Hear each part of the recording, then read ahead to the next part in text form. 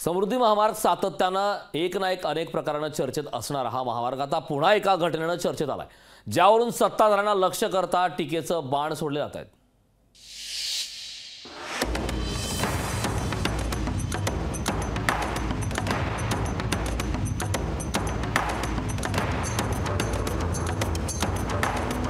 पुलाला पडलेलं हे भगदाड पहा।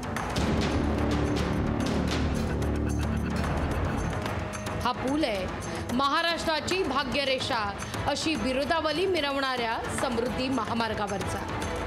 समृद्धी हायवेवरील हे भगदाड हायवेच्या दर्जावरच प्रश्नचिन्ह निर्माण करणार आहे। 55,000 कोटी खर्च करून बांधलेला हा महामार्ग अजून पूर्णही झालेला नाहीये। तोच या हायवेच्या पहिल्या टप्प्यावर पुलाला भगदाड पडलाय। अमरावतीच्या नांदगाव खांदेश्वर गावाजवळच्या लोहगाव पुलाला हे भगदाड पडले। या प्रकरणी विरोधकांनी सरकारवर टीकास्त्र डागण्यास सुरुवात केली आहे। आभाळच फाटलंय तर ठिगळ कुपर लावणार असं ट्विट करत जितेंद्र आव्हाड यांनी टीका केली आहे। तर समृद्धीवर खड्डे मलिदा खाल्ल्यानं पडले अशी टीका विरोधी पक्षनेते विजय वडेट्टीवार यांनी केली आहे।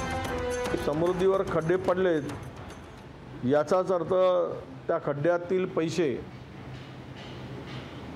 आणि त्यातून मलिदा त्या रस्त्यामधून खाल्यामुळेच त्या समृद्धीवर खड्डे पडलेत असा माझा स्पष्ट आरोप आहे। समृद्धी हायवेवर यापूर्वी सुद्धा निर्माणाधीन पूल कोसळले होते।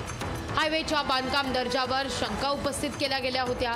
आता लोहगाव पुलाला पडलेला खड्डा म्हणजे हायवेच्या दर्जावर मोठा डाग असल्याचं सांगण्यात येत आहे।